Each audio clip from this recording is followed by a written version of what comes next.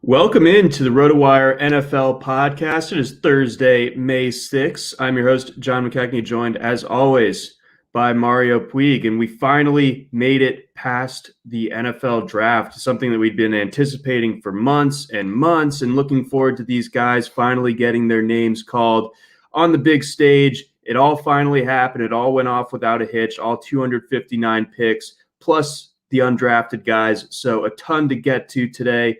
Mario, we're going to get into a bit of best and worst from just overall picks and how teams fared in this year's draft. And then, of course, we're going to spin it over to the fantasy angle of things, get into your rookie rankings for the 2020 or 2021 season. Look how these guys fit into the redraft picture overall. We'll get to some dynasty maybe a little bit, but that'll be more of a focus next week. But Mario, kicking things off here, looking at the first round, maybe the first 2 days of the draft, what were some picks and what were some teams that you thought, first of all, did not do particularly well in your opinion? Well, I don't think that many teams had good drafts. I think it's a handful of teams that actually did well this year. Everybody else is pretty much like a mix of bad picks and good picks. Usually I feel like you have a handful of teams that do actually well, and this year I think it's pretty much just the Ravens, maybe the Panthers, who actually did well throughout their entire drafts, or most of their drafts anyway. First round picks that are weird to me include, but are not limited to, Kadarius Toney at 20th overall to the Giants. Like, he's an interesting player. The appeal is obvious enough. What's not obvious to me is how they think they're gonna get enough production out of him for that pick to be worth it, especially when they already have Sterling Shepard running in the part of the field where Toney will need to run, unless they plan on like putting Slayton on the bench to have Toney run outside, which would be comical. I like Slayton, but for comedic purposes, I encourage the Giants to try that, see how it goes.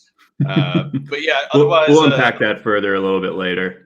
Yeah, a much better pick would have been, for instance, your Ravens taking Rashad Bateman, but Dave Gettleman's, I don't know if he was trying to be futuristic, like they're trading back and doing these things that Gettleman normally doesn't do. And maybe he was thinking like, all right, I'll be flashy for once. And then he just did it wrong anyway. This is what the smart guys with the computers are doing, right? Yeah, like the fast cars and all this loud music. That's what, like, maybe that's what he thought analytics constituted or something, rather than math of some kind. And he just went with Toney, thinking it was like a concession of some kind, like some sort of, what is that, like an olive branch? I don't know what the right term is, but yeah, it might be a case of a guy trying to do something and just doing it wrong. And it'll maybe if it fails, it'll like alienate Gettleman for good from both analytics, general math, and maybe even the forward pass. Time will tell. Very excited to see how that all shakes out in New York. I have a sliver of optimism, but it hinges on something that with the Darius Slayton thing. So we'll get to that a little bit later on when we're breaking down the rookies for redraft. I mean, looking elsewhere, this is something that you and I talked about a bit offline, but it feels like the Raiders have, at least under Mike Mayock, have zero sense of where other teams are valuing guys. So that it seems like every single year they will take a guy that's not necessarily a terrible pick, but they're just reaching and not reading the room whatsoever. So a few years ago, they had all the draft capital in the world with all those first round picks. I guess it was 2018, 2019, the Josh Jacobs year. But they go ahead and they drafted Cleveland Farrell in the fourth, or with the fourth overall pick. And it's like that. Okay, he's a first round guy, but he's not a top 5 guy. And I felt like there was a similarity this year with the Alex Leatherwood selection, where it's like Leatherwood, probably a fine player, but you have Tevin Jenkins on the board. You have some other guys that and this isn't just like you need to be beholden to, guys like you and me's mock drafts, blah blah blah. But I think as a general principle, people's big boards probably didn't have Leatherwood as a top 32, let alone top 40 type of selection. So for the Raiders to go and say, nope, he's a top 20 pick for us, kind of weird. Yeah, I've definitely vocalized criticism of Mike Mayock, and after reading some certain things, I've probably been too harsh on Mayock. It's probably been Gruden's fault.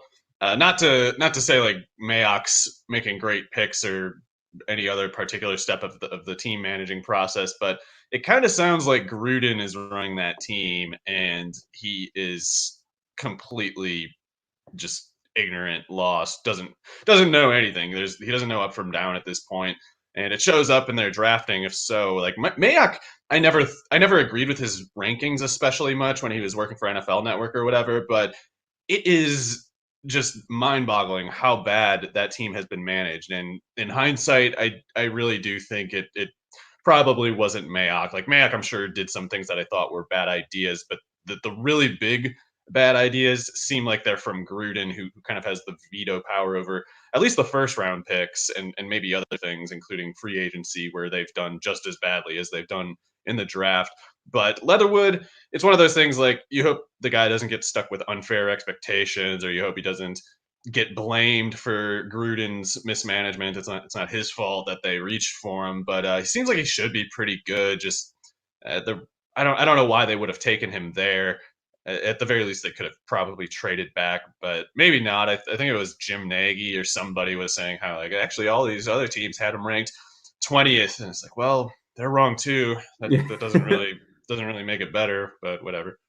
Right. So that was a weird one. And then I do a radio hit in Louisiana every Tuesday. So love my Louisiana guys, and they were like, give it to us straight, Johnny. Like, did the Saints just kind of biff this entire draft? And I wasn't willing to say yes completely, but I wasn't going to really soft toss it to them either. And I think it started with, I think the Ian Book pick is the funniest, of course, but Peyton Turner, what did you make of that? I mean, that was a name that I had heard at least throughout the course of last week was rising up boards. He's a toolsy guy out of Houston, the really long arms. So, I mean, he's got some stuff to him, but it feels like they just made this pick 2 years ago or 3 years ago with Davenport, and they're doing it again here with Turner. What did you make of that selection in terms of like how that fit the Saints' needs and the pick itself? If you're taking Turner over a guy maybe like Azeez Ojulari.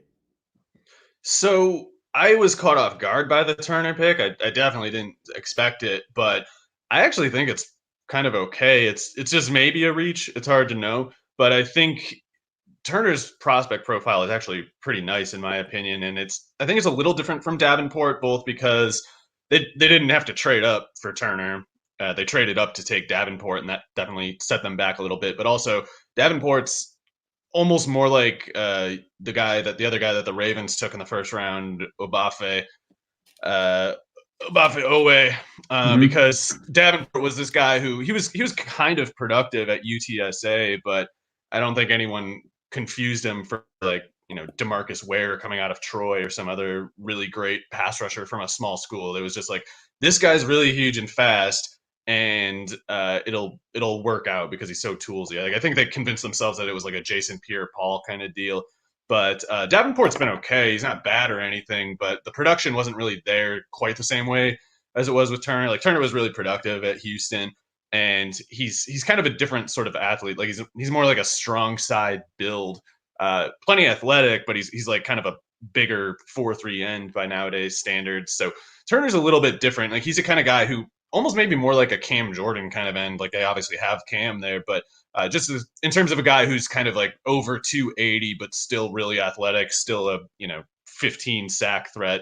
Not to put that expectation on Turner. It's just he produced well at Houston, and he's very much athletically a first round type. So it might have been a reach, but it almost might be kind of like if they had taken Trey Hendrickson in the first round out of Florida Atlantic instead of the third, and it's like people would have said, "Oh my God, that's a terrible reach. What are you doing?"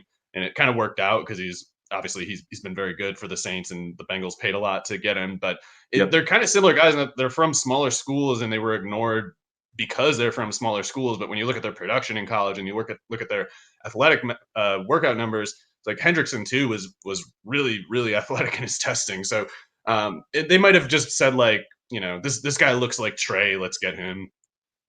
Okay, fair enough. That definitely tracks. So Their other picks suck though, so they're gonna have fewer pass rushing opportunities than they think, perhaps.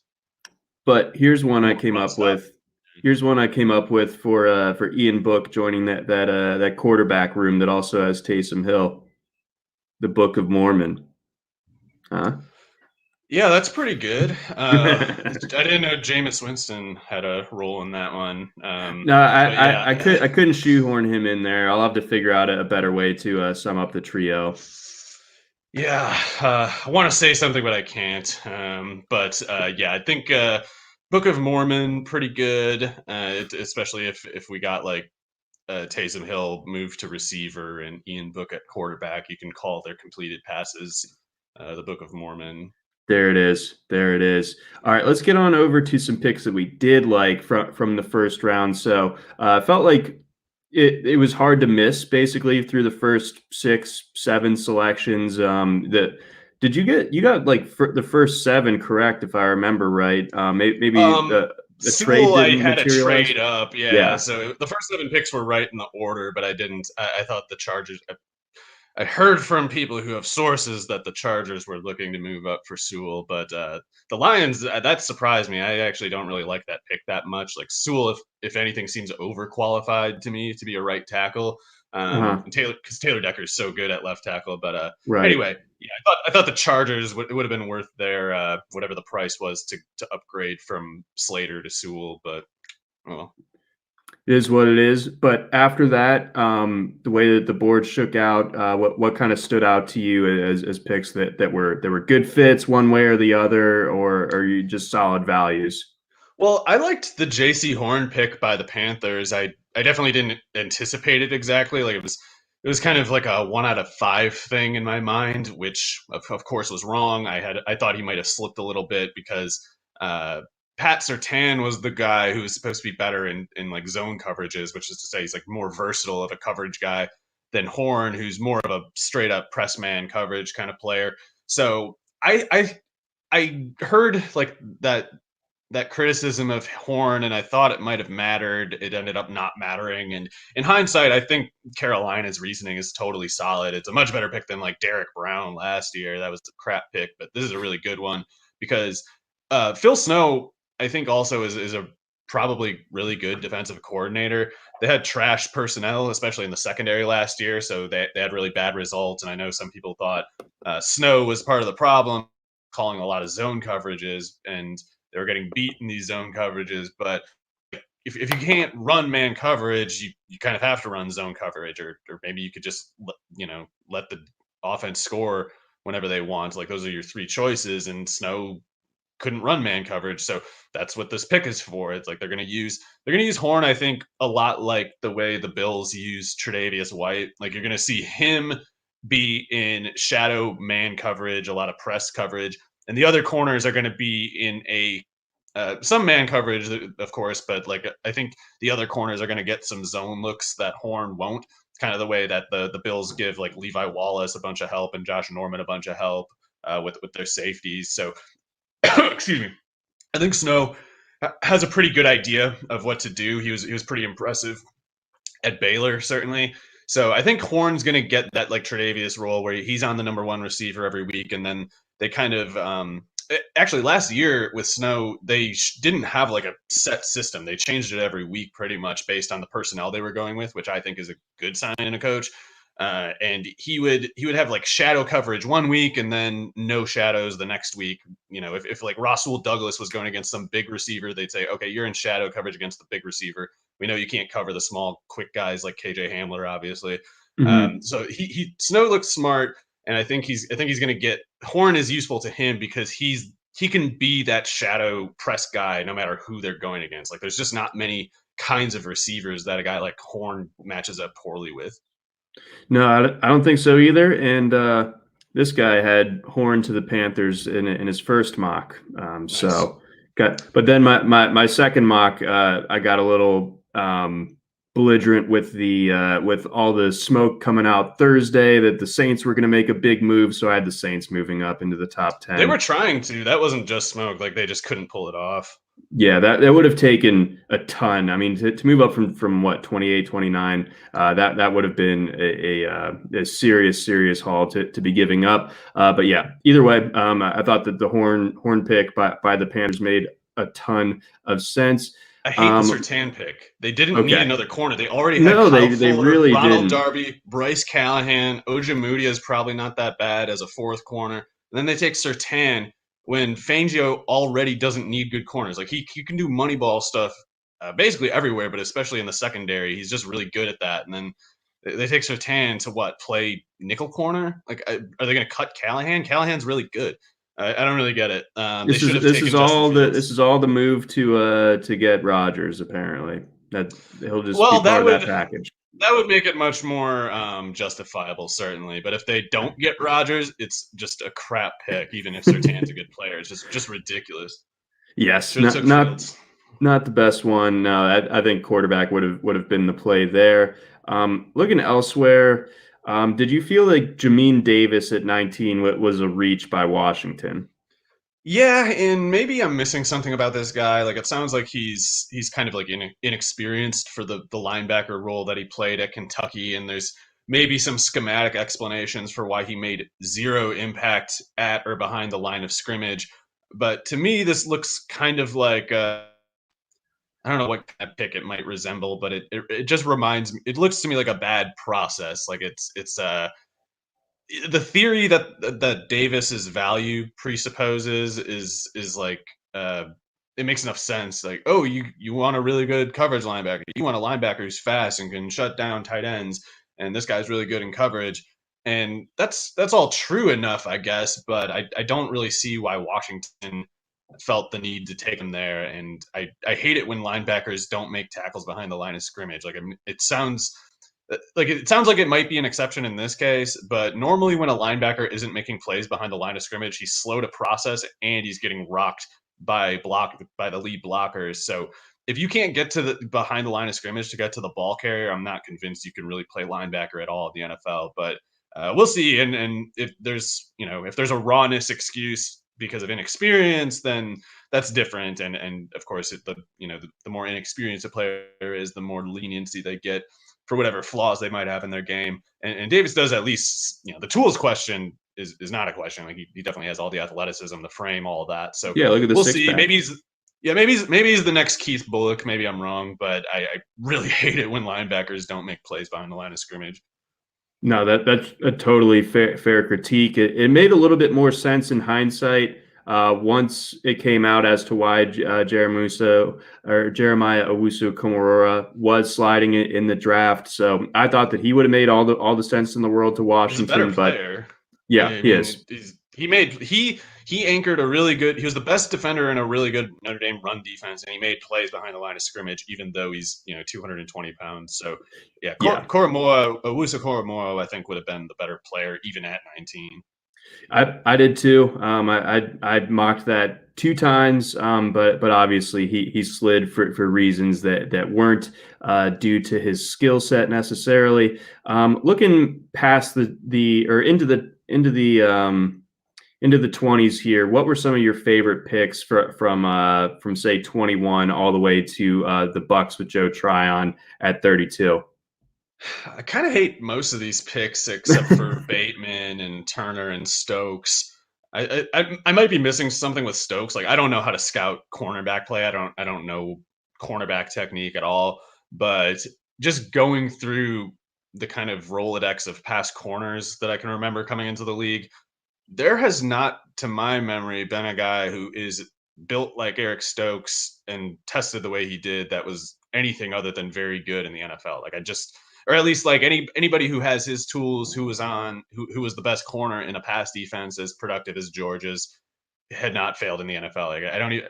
it's like D Milliner is kind of the closest kind of thing I can think of, and I'm pretty sure he was more like a mid 4.4 guy, not a low 4.1, 4.3.1 kind of thing. And Stokes has really long arms too, so it's not a Kevin King case to me. Like that, obviously he was a very athletic player, but he was the kind of athleticism that isn't pertinent for corner play. Like they would look at his like high jumping kind of stuff and things like that, like these drills that just don't really pertain to football tests. And King tested really well in a lot of those things. But for cornerback, functional athleticism type things, he was only decent and on a frame that's just too tall a hindrance to do cornerback tests.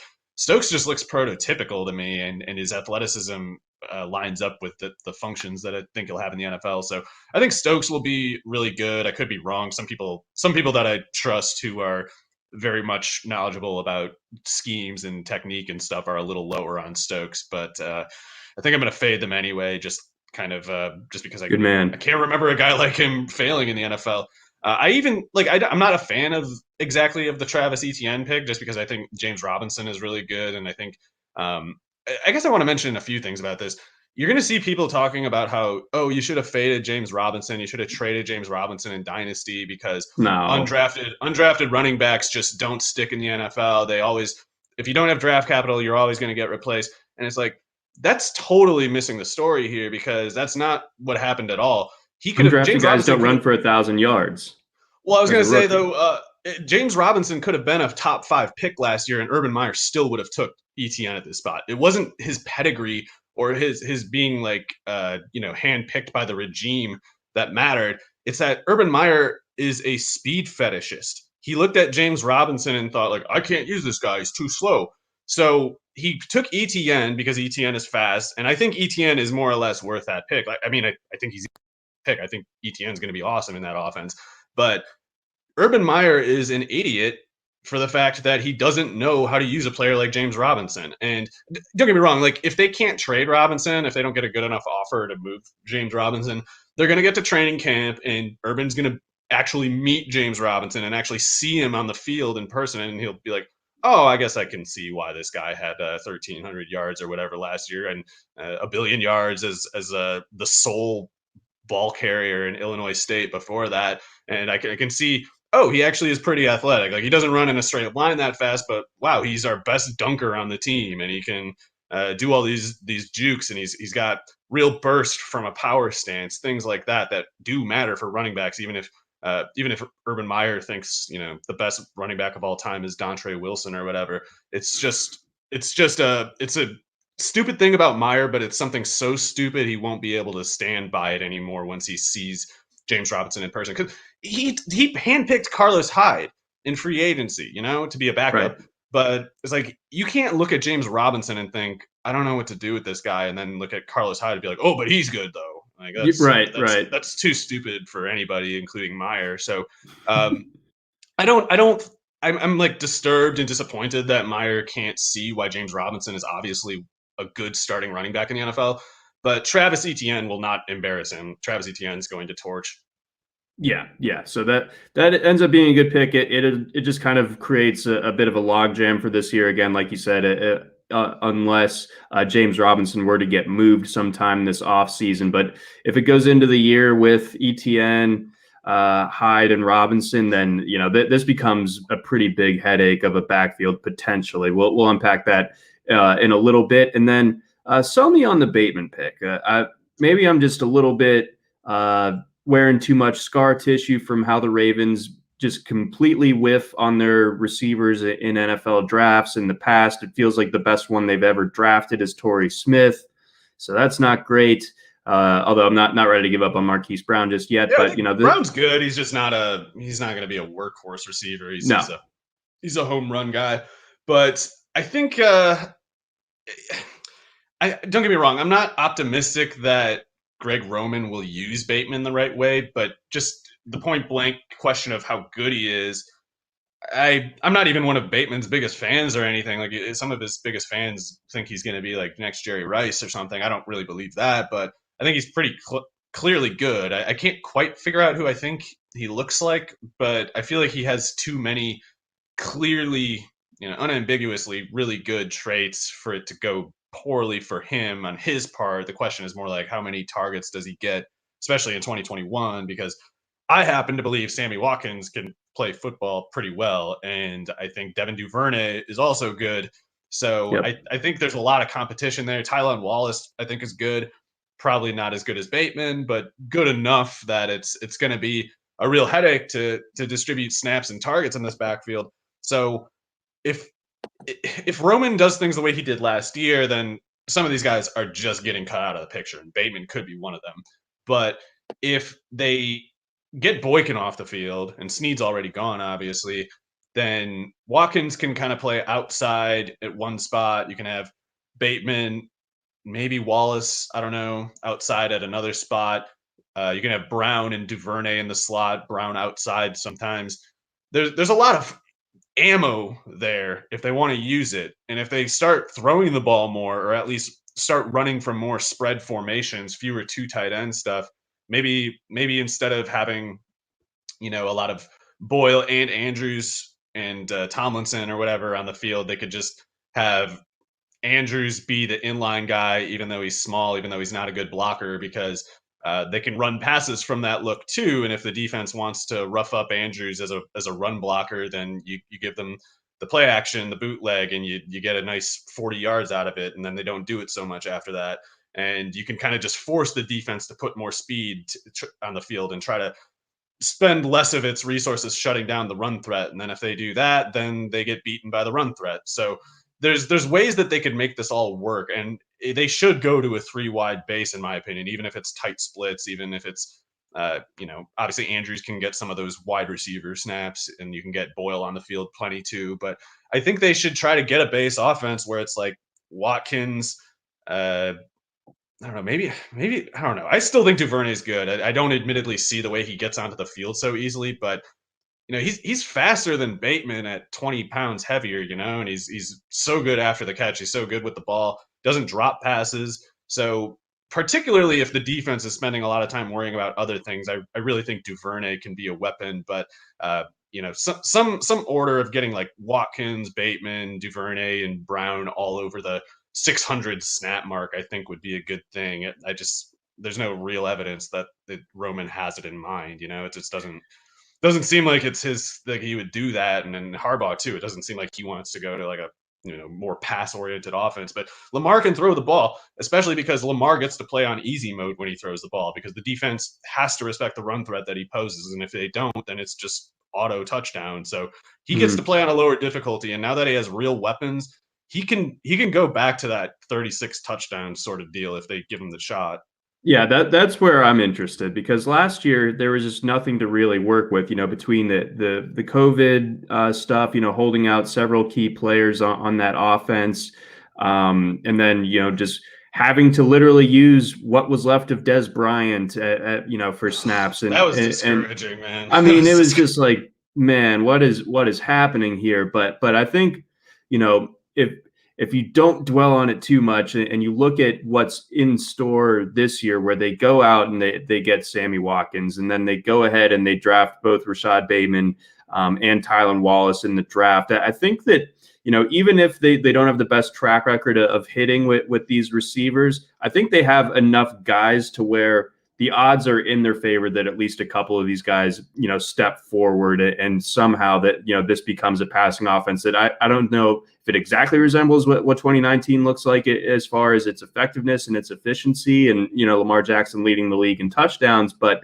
certainly one where it's a non-viable part of the offense like it was a year ago. I don't know why it took me this long to have it occur to me, but they can basically make the Brian Dable offense if they try. Like the Buffalo offense from last year, they can make that, because you have so much speed, so much wide receiver threat, so much quarterback run threat that the defense just can't compose itself. If you stay on script, the defense just never can get an advantage. It's like the defense can only win if you just have a bad day and miss your shots. But if you put Duvernay and Brown on the field, the safeties have to watch them, and when they're watching them, they're not watching Lamar as much. They're not watching Bateman, Andrews, Watkins, whoever it is. There's a lot of there's a lot of long range ammo sitting there if Roman just picks it up. Yes, hopefully he will, and that this offense can kind of get a little bit closer to where it was 2 years ago. Before we get on to our rookie redraft rankings, a quick message from our sponsors. All right, Mario, let's move on over. So you recently put out your rookie redraft rankings. Those were posted on Tuesday earlier this week. I want to start things off with a guy who, basically, if you looked at all the teams and all the teams that were kind of going to be in the market for the fantasy relevant players, running back in Pittsburgh seemed to make a lot of sense. And Pittsburgh was going to be a place that boosted the value of whoever landed there, especially if it was a running back. So that ended up being Najee Harris. He ends up being the first running back selected. ETN goes a pick after him. So in your mind, does Harris deserve to be the top rated rookie for redraft? For redraft, yeah, I'm a big ETN fan, and I'm more skeptical of Harris than most people probably, but he's going to get so much work. It's just going to be pretty difficult for ETN to catch up. Even in PPR, it'll probably be difficult for ETN to catch up this year. I do think it's more possible than people give, than more possible than people acknowledge that ETN outscores Harris this year. But it's to me kind of like a 6 out of 10 thing that Harris places ahead of him. I assume for most people or for the broader public field, whatever, it's probably like 85, 90% out of 10 to them, which I can see why they would say that. The projected workloads are not even close. Like Harris will No. get probably upwards of like 8 more carries per game, maybe as many Yeah, catches. I think that Harris could realistically push for 300 touches as a rookie. We saw six guys. I know McCaffrey was out for most of last year, but we had six guys go for 240 or more carries a year ago. I think Harris immediately gets that. I think he gets at least 240 carries, and I think he could push for 60 catches too. Yeah, he could. And so the question then becomes like, what is he going to do with these touches? What's the And efficiency? Hmm. yeah, and I think it's going to look a lot more like Le'Veon Bell's rookie year than Le'Veon Bell's good seasons in Pittsburgh. That rookie year, he had like 3.5 yards per carry. I don't Right. think it's going to be like a Melvin Gordon rookie year kind of low level efficiency. Like there might be not that many touchdowns, not zero, but I wouldn't be hoping for more than like I don't know 8 touchdowns from scrimmage for Harris. Like the Steelers' offense has a lot of talent at receiver, and Harris is probably pretty good, but that offensive line could really be a problem. I know it wasn't that good last year, but I think some of the metrics that indicated low level of play with Pouncey and Alejandro Villanueva are unable to take into account like how difficult Ben Roethlisberger made it on the whole offense. Like everybody's job gets harder because of that guy being out there, and Yeah. you put a better quarterback out there, and they're not quite rushing you the same way. They're kind of doing they're spending more bandwidth on other concerns down the field. But hey, he can't throw there, so we're just gonna tee off on the offensive line. We're gonna tee off on the underneath part of the field, and we're not gonna pay for any of it. And they didn't. So it's not going to help in any case by making the offensive line more inexperienced and lower in talent generally. Like you don't fix the offensive line from last year by simply deleting Villanueva and Pouncey and saying like that's better now, and that's pretty much what they're doing. And I doubt it'll work that well. So you talk about an offensive line going from maybe not so good to probably worse than it was already. And you talk about Roethlisberger. I don't know. He can't really get worse, but I'm not really seeing why he would get much better.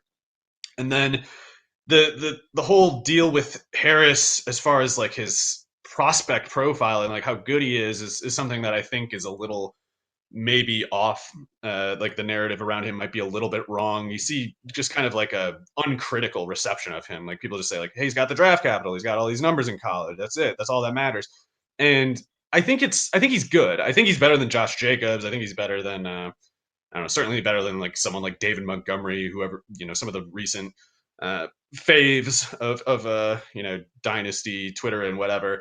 But Harris is still going to be the first of his type if he is good. Like you hear people try to justify their high valuations of Harris by invoking Steven Jackson, who was at least 11 pounds heavier and ran a 4.55 40. Hand up. Oh, yeah. So, well, I mean, I definitely made that comp too. he's like the closest thing to him, maybe, or at least in terms of good outcomes, he's the closest thing. But then the most objectively similar athlete to Harris is probably someone like Ryan Nall, and You know I how think that Nall. sounds though to people.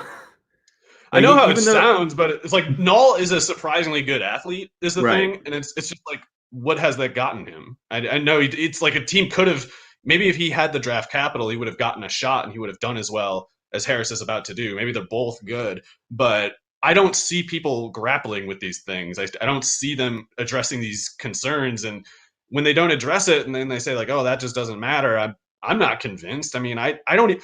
I'm like a little agnostic on Harris is the thing. Like I think he's good. I just get creeped out when people say he's good because he's like these other guys when he is not like those other guys. Like if X is supposed to be true because of Y and Y is not true, then why would you just accept the first part still? Like at the very least, it takes more digging, I think. And when you do more digging, I don't really see much in the way of reassurance. I mean, Harris was really productive, yes, but his build is unlike any player who's done well in a starting role in the NFL. It's like the closest thing is probably Latavius Murray, and Latavius Murray ran like a low 4.4. Harris doesn't. So if he's not like that, he's not like Matt Forte who ran a 4.44. He's not like Steven Jackson who was 11 pounds heavier and probably faster. So that's like a range there of fog where I can't tell what's going on in between. And when you just say like, oh, don't worry, it's all fine, it's like that's not enough for me. And he got all his production at Alabama behind probably the best offensive line in the country with two first round quarterbacks throwing to 4 first round receivers. Like safeties couldn't defend Najee Harris. Like they can't. They have to worry about those receivers. There's nothing that Harris saw at Alabama that he'll see in the NFL. It's almost the exact opposite. And he might be good enough to withstand it anyway, but if he does, he will be the first of his type to do it. And it'll be, in an offense that just, I don't know. It's like it couldn't be further situationally from where Alabama is. It's just trash quarterback, trash offensive line. The receivers are good still. There's that part, but tough defensive division. I don't like all of that. It makes me anxious. Yeah. So I think it all kind of boils down to the question of, that there have been studies done, coming back through the metrics, and a guy that finishes as an RB2 as a compiler doesn't always lead to like a like league winning fantasy success. Like if you don't have a high range of outcomes on a given week, like if you're just consistently being the RB16, that's not, I mean, it's useful, but it's not going to help you win your league necessarily. And I think it's really fair to question whether Harris on a week-to-week basis can give you that home run hitting ability because of the things that you mentioned within his prospect profile, in addition to the fact that Roethlisberger cannot stress the defense with the downfield passing game whatsoever, and the Steelers have the worst offensive line in football. So this sets up as Harris. I might be slightly, or at least as optimistic as you on him, but I just think that we're in a tougher situation than people are leading themselves to believe. And I think that we're in a situation where there's so much excitement about the projected workload that he's going to have. And there is a big gulf that there's going to be between him and ETN as far as that projected workload goes. But, if it's 3.7 yards per carry, and like you said, if it's low touchdown volume, that's not awesome. Yeah, so Harris's workload is assured. I would probably disagree with most people as far as what they expect the output to be, but can't argue with the workload. And with that, there's quite a bit of currency, quite a bit of stability. He even if he has this bad season that we're thinking, it's going to be bad news more for the people who take him 15th overall than the people who take him 24th or something. He went 2.1 in the best ball that I fired up on Sunday. I don't want any of that. I mean, it's too dang high. I know I won't have any Harris shares in redraft because I much prefer people like Clyde Edwards-Helaire, who he's falling into like the 3rd round kind of range. It's like, how the hell is that happening? We are not even a full year removed from I think both of us were kind of like, why are you guys talking about Clyde Edwards-Helaire as a lock for the top 5 overall? Like, Yeah. people say like, it's a free square. He's a first round pick with a first round capital with pass catching, and he's Andy Reid, Pat Mahomes offense. It's like I haven't watched anything, but yeah. yeah, he's like a 20-and-a-half-year-old rookie who's small, You and can't push the pile or anything, but yeah. So it's, in any case, at the time it was like, there is more to it. He's not a free space, and certainly at a top 5 price, but now he's going to be going in the third when he has less competition. Damian Williams is gone, and Darrell Williams cannot play. There's no one who can compete with Clyde Edwards-Helaire from scrimmage in that offense, and people are acting like it's the opposite. That they like that people are drafting Edwards-Helaire like they drafted his competition in the third round of the draft. There is no one there but Darrell Williams, and he cannot play. See, exactly. So yeah, I do like CEH. I did get him in the third of that very same best ball. So that will be something I'm targeting a little bit more, especially with that third round reversal, that sort of thing. So definitely like CEH. Looking at some of these other rookie running backs before we move on to another position. This is a group that I think it's kind of goes down as one of the least useful rookie classes at running back that I can think of in recent years. I mean, ETN, for as good as we think he is, it's a muddy situation in Jacksonville, at least as it currently stands. And we don't know what Urban's going to do with this offense. And there's some other kind of jokesters that are big decision makers in this offense. You got Brian Schottenheimer's there, right? So that's not. Yeah, he probably doesn't have any authority, but Urban Meyer does, and that guy's nasty. Yeah. So even still, so that is a concern in one way or the other, at least for 2020. Javonte Williams, the next running back off the board. What is he going to do in Denver? Denver ran the ball a fair amount last year, but with diminished returns.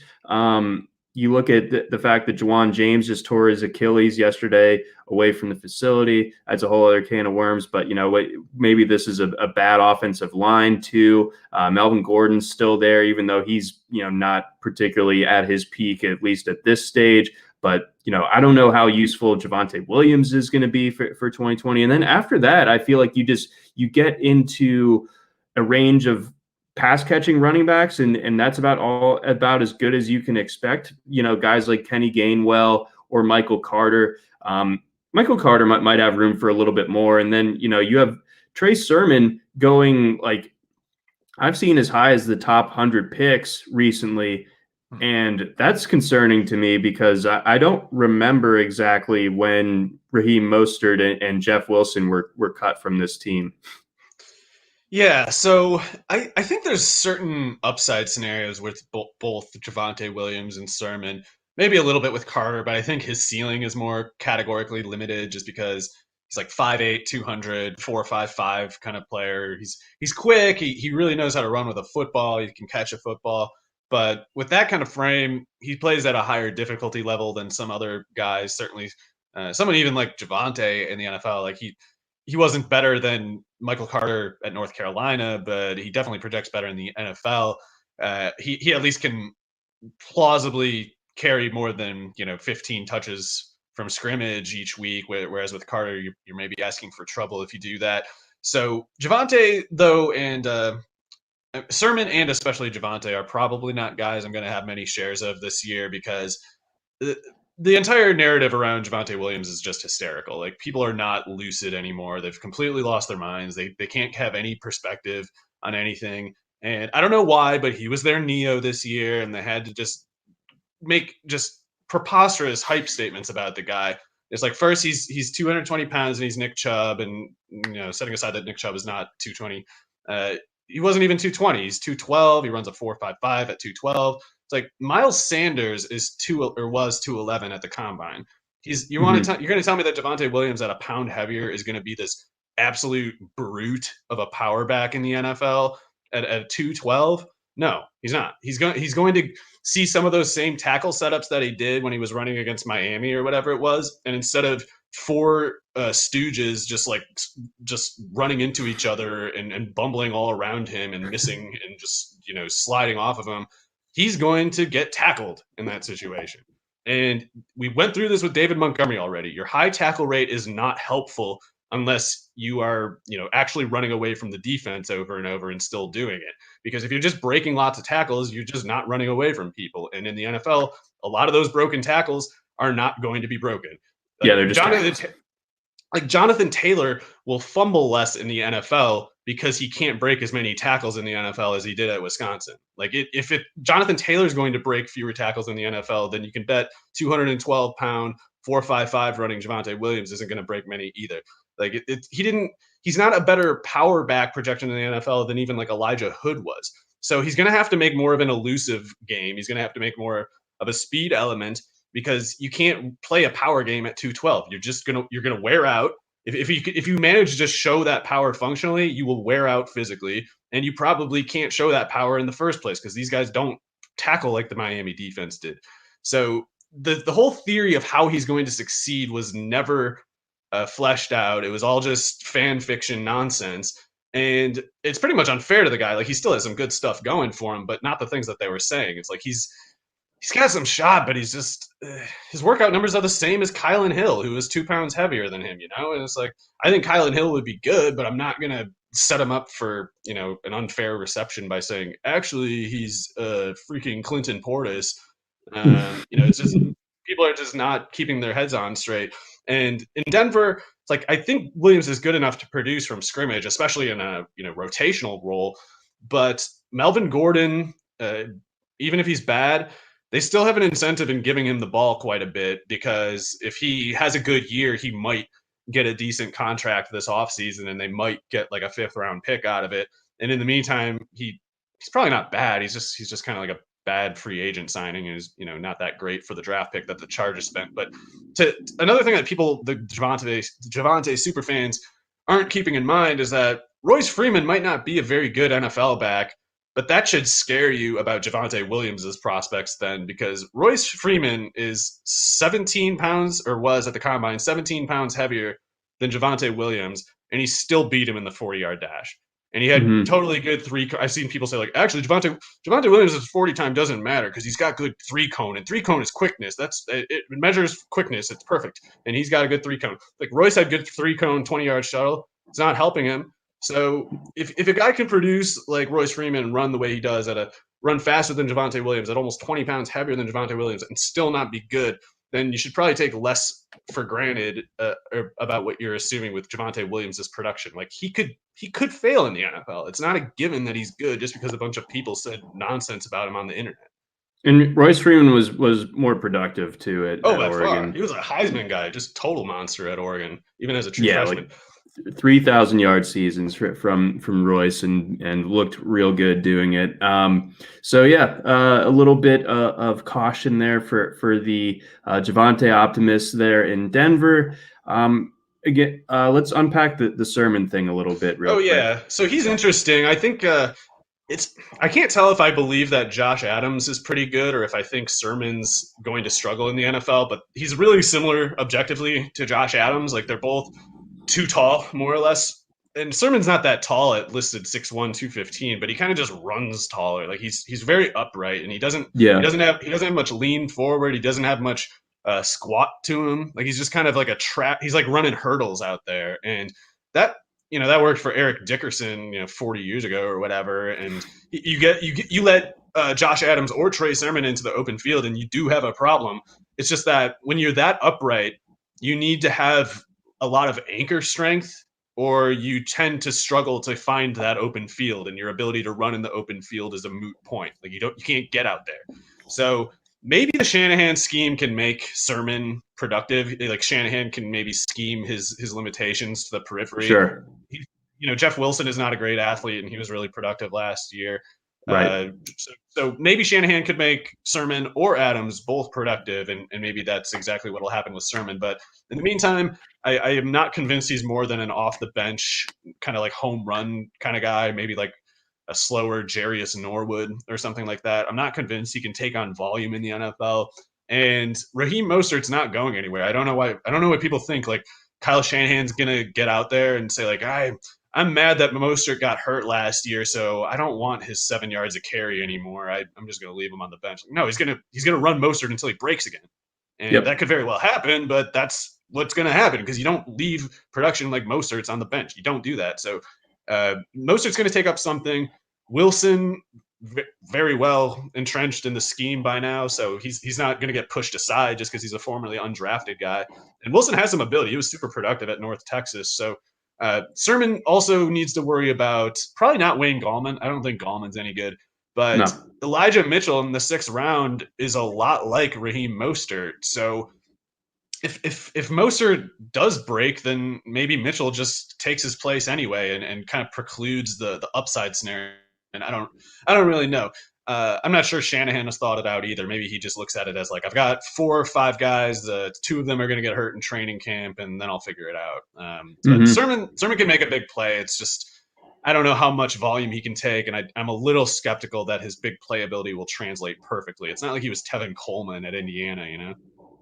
Okay, yeah, I could see that with Sermon, and he has injury concerns of his own too. So I mean, uh, there's some carries that have been vacated from this offense from a year ago that he could pick up, but I don't think it's going to be a bankable enough workload on a week to week basis to where uh, Sermon is really worth a top 100 pick at the You very probably don't want least. any of those. You probably don't want to draft any of those 49er backs except in best ball. Like if you pick them up in free agency and redraft, that's one thing. But if you actually draft these guys, you're gonna end up in weird spots with your weekly decision making and your waiver pickups and things like that. And I personally don't really want to mess with any of it unless it's cheap.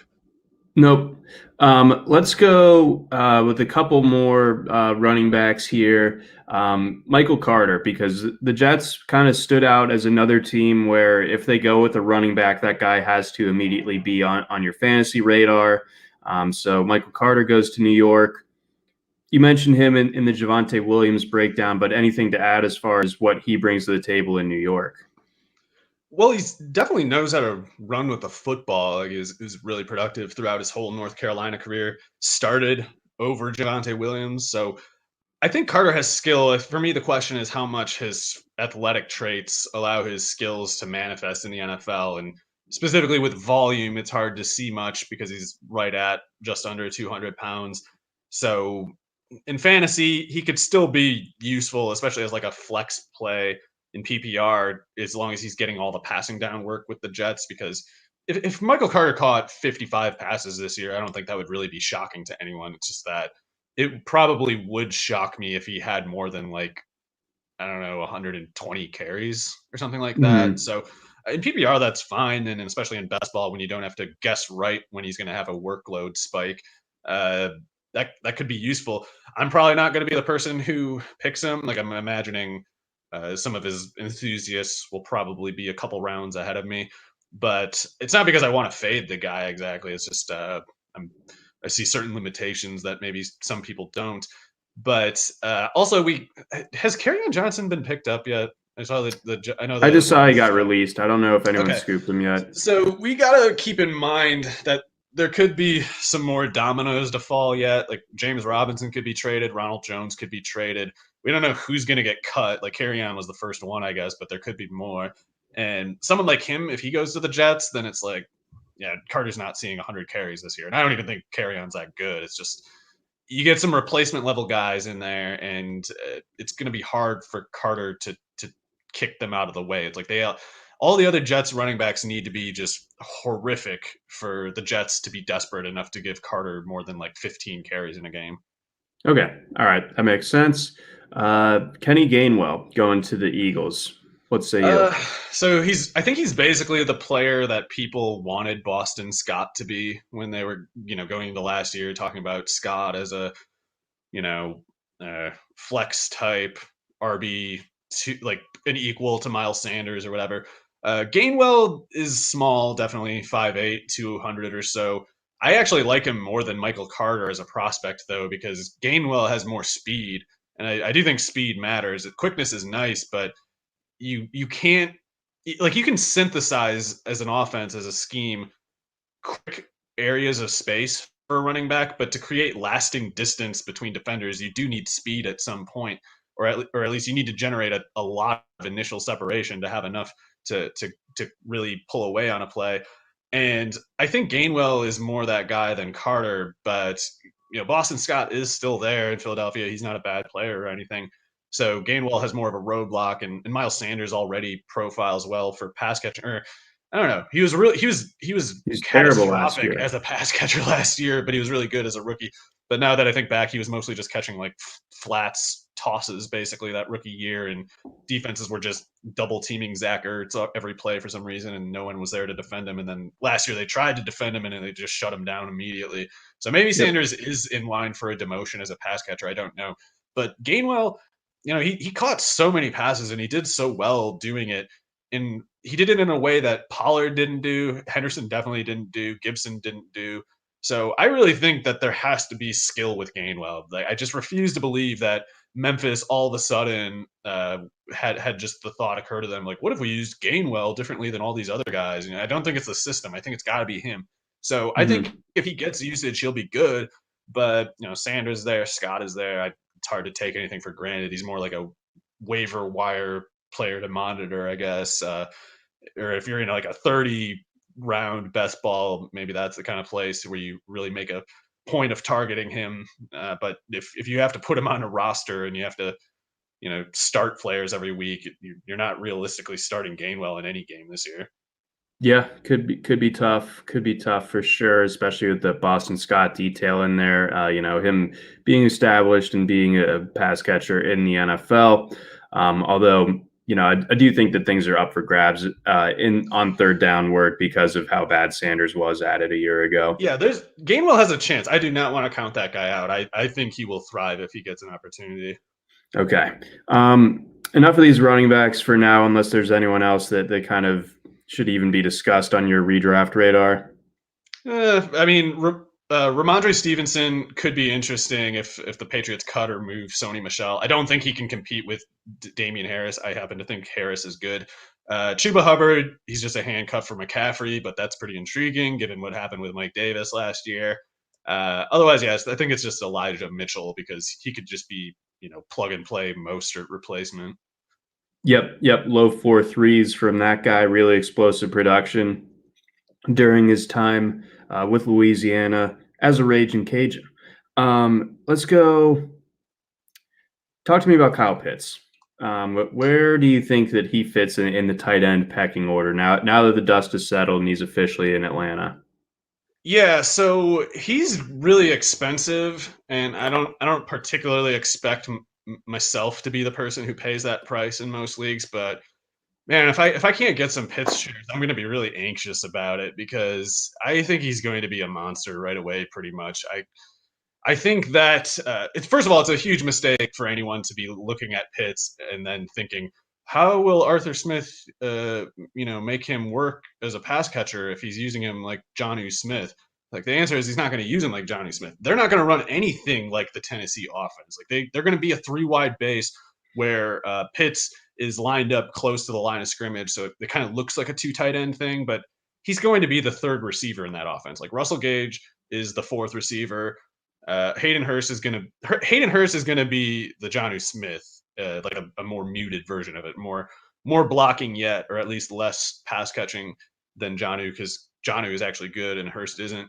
But it's if you're looking at Jonnu Smith or like anything in particular about the usage rates or the blocking rates in the Tennessee offense when Smith was there, it doesn't apply. They're going to run a pass heavy offense with Matt Ryan because if they don't get 4,700 yards out of Ryan, they can't compete.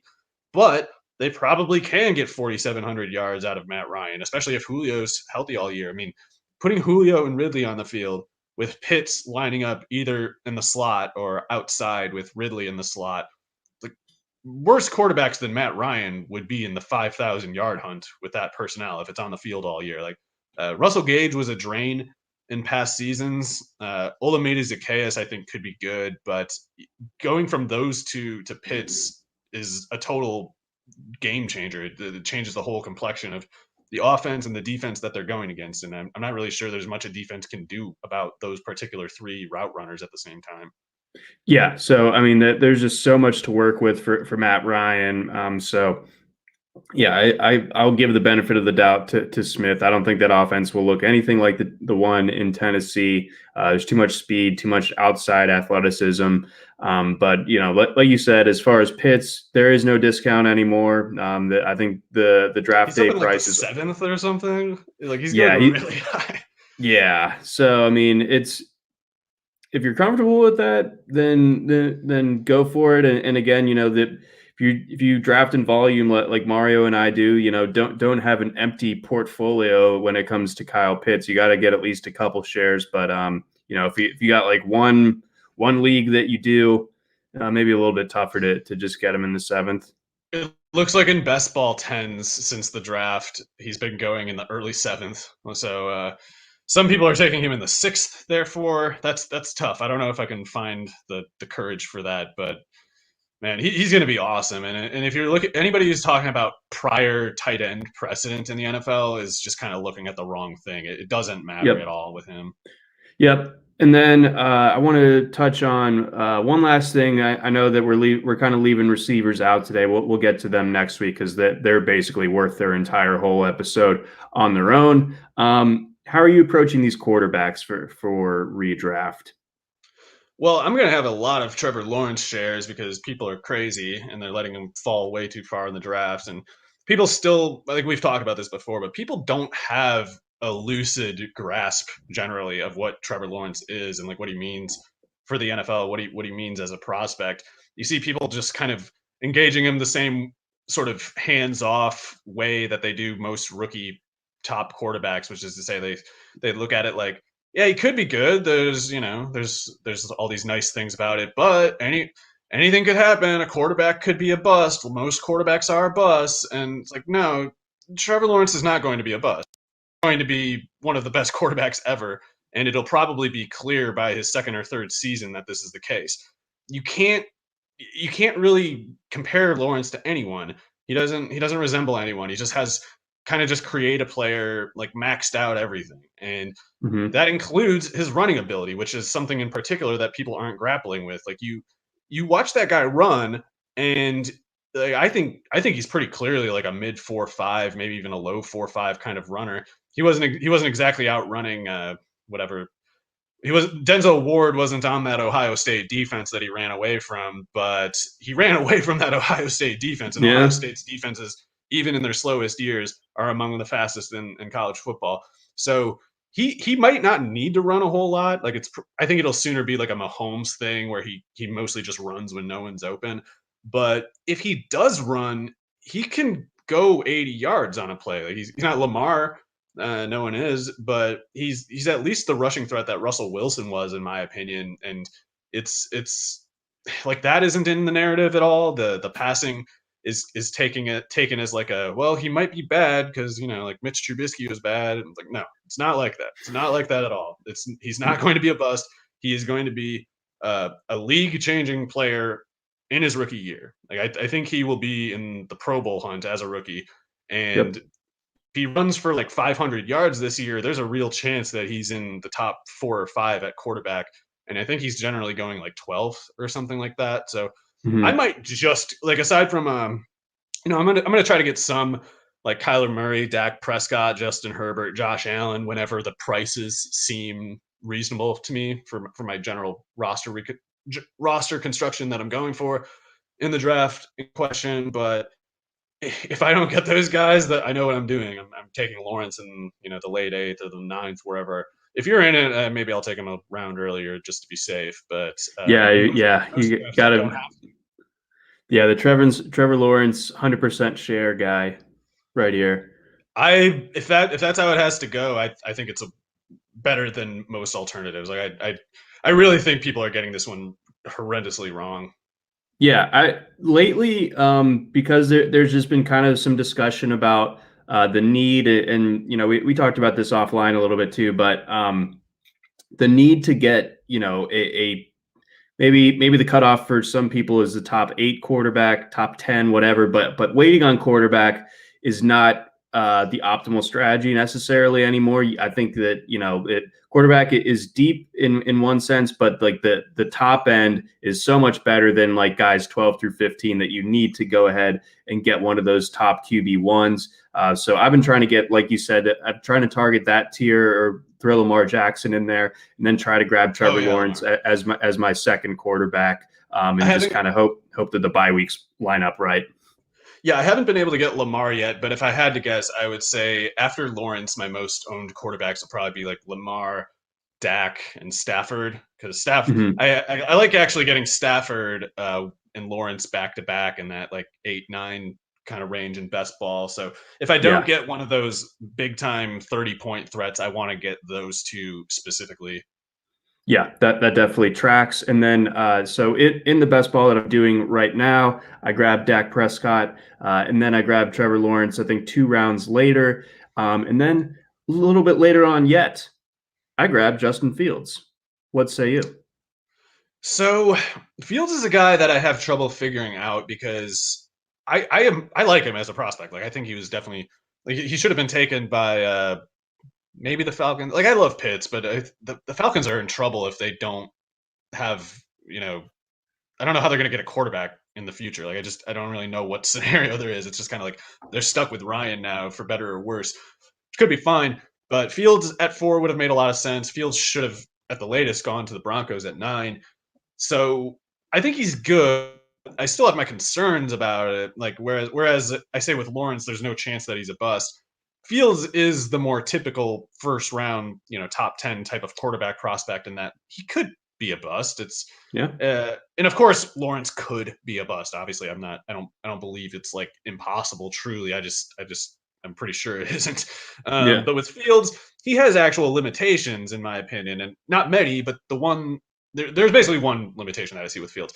And people talk the narrative around him going into the draft was like, can he make his reads? Is he getting through his reads well? Does he know how to do that? And I think it's pretty clear he can get through his reads. I don't think that's an issue, and there's certainly no issue with intelligence.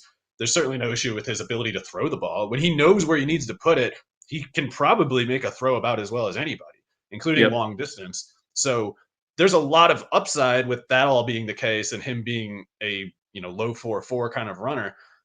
Quite pertinently for fantasy, that kind of speed will make you a dangerous rushing threat, even if you are bad in real life terms.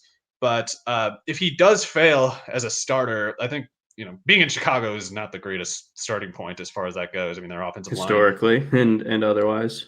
Yeah, their offensive line's not great, and I think Matt Nagy's an okay coach, but he's definitely not a Shanahan, Dable kind of guy who just makes it easy for his quarterback or LaFleur or something. He makes it, or McVay, he makes it not as hard on his quarterbacks as some other coaches do, but that's still not great. He could do better than he does. So I don't think Fields is going to get nearly as much help as Trey Lance will in San Francisco, for instance. But the question is, I think that Fields probably starts at least 12 games. I'm not as convinced of that when it comes to Lance. I'm worried that Lance starts like 8 games, but I guess, in the best ball, you don't have to worry about if you draft either of those guys, you get their best weeks whenever they happen. But I think over the course of the whole season, if they're on your redraft radar, I would give the lean to Fields. I just think that he has a clearer path. I don't think Andy Dalton stands in his way the way that Jimmy G does necessarily in San Francisco. I could be totally wrong, but that's how I view it. Yeah, I mean, I think Garoppolo is worse than Dalton. I mean, I think they both suck, but I think because Shanahan can make a bad quarterback look better than they are, then that makes it more likely that Lance sees the field earlier, especially since Garoppolo already proved for 3 years that he's garbage. Like I can imagine, not that it matters, but I can imagine Nagy going in thinking like, all right, we'll try Dalton first, and if he has a bad couple games, then we'll go to Fields, and I'll just kind of coast through the rest of the season on and into the next season on the promise of the next quarterback. And that could be a smart strategy for all I know. But I just think that Lance has such a better playing situation. Like I don't think he even needs to be good on his own part to be productive because Shanahan's scheme does so much of the lifting. With Fields, I think he'll have to actually be good, and I think he can be. He's got a higher slope to go up, or a sharper slope to go up, I think, than Lance does. And to go back to Fields more generally, I think his limitation is not that he can't get through his reads, it's that he gets through his reads, and he just looks at the defense and doesn't pull the trigger when he needs to sometimes. And it might be like risk aversion. I don't think it's like he looks and doesn't understand what he's looking at. I think it's like he looks and he says, or in his brain, he's thinking like, I don't know if I should throw that one. And well, or like at Ohio State, like a lot of the times he could just kind of wait for the home run from Garrett Wilson or Chris Olave to open up one way or the other. He didn't have to like always lock in. I think that's a good play when that happens, but he had also a lot of plays where he would drop back and he would just kind of like pat the ball a couple times and then run. And I don't think, and more specifically, I think it happened more often than is reasonable given how good his receivers were. Like I think there were basically throws where Justin Fields like passed on it and just ran the ball instead, where I think Lawrence would have threaded the needle or made showed good anticipation and landed the perfect pass to the guy, even though he didn't look wide open when he threw the ball. It's like Fields needs the guy to look wide open before he pulls the trigger. And that reminds me of Marcus Mariota. And I still think, though, that if you have like a Shanahan or McVay or a Dable kind of scheme where they basically make the decisions for you with the structure, then when you're in a flowchart type offense instead of like an ambiguous one, Fields and Mariota both, in my opinion, would put up big numbers. It's just they're not like an Aaron Rodgers, Pat Mahomes, where they have also that sort of that sense that you can't really describe or quantify, where they just kind of they know how to be ahead of things. It's you can't really teach anyone that, and if you don't have it, then you need to do other things to account for it. And so it could be enough. It could be enough there. I mean, like Allen Robinson is awesome, so like maybe that's just enough. Maybe Fields having that much of a killer alpha receiver is enough to smooth it all over. It's totally possible. All right, but the way you see it, with Lance being where he is, that's a more advantageous spot, and it's hard to disagree with you there. It's a lower difficulty, yeah. Yeah. Okay. All right. That definitely tracks. I think that's going to do it for this week's edition of the RotoWire NFL podcast. We will, of course, be back next week talking more rookies, more fallout and breakdown from the NFL draft. We'll kind of steer our discussion over to the receivers, talking Jamar Chase, Jalen Waddle, Rashad Bateman, Kadarius Toney. The list will go on. We'll really dive in on the pass catchers next week. But for Mario Puig, I'm John McKechnie. Thanks for listening. Try RotoWire today, free for 10 days. Get our premium tools, rankings, analysis, and breaking news alerts. No credit card required. Go to rotowire.com/try.